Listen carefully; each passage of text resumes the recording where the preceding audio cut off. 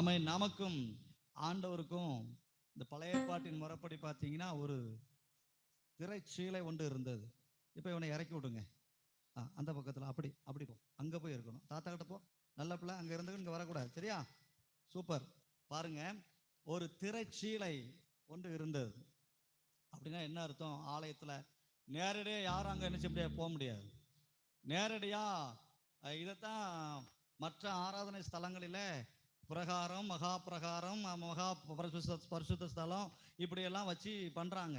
நம்ம ஆசரிப்பு கூடாரத்தில் அப்படி தான் இருந்துச்சு. யாரும் நேரடியாக உள்ளெல்லாம் போக முடியாது. அவர்களுடைய தேவைன்னா ஊழியக்காரங்கிட்ட சொல்லி அவங்க தான் அவங்களுக்காக விண்ணப்பம் பண்ணணும். இப்படி தான் அந்த பழைய ஏற்பாட்டின் முறைமையில் இருந்துச்சு. இயேசு கிறிஸ்து கல்வாரி சிலுவையில தொங்குனதுனால ஆலயத்தில் தொங்கப்பட்ட அந்த திரைச்சீலை ரெண்டாக கிழிந்தது. அதை பைபிள் வசனத்தில் வாசித்து பார்த்தா தெரியும், ரெண்டாக கிழிந்தது. அப்போ அதுலேருந்து என்ன தெரியுதுன்னா, நம்ம நேரடியாக தேவனோடு கூட தொடர்பு கொள்வதற்கு கர்த்தர் வாசலை திறந்தார். அதுதான் அந்த அர்த்தம். அழகா பாடுறாரு. ஃபாதர் எவ்வளோ அழகா பாடுறாரு தெரியுமா?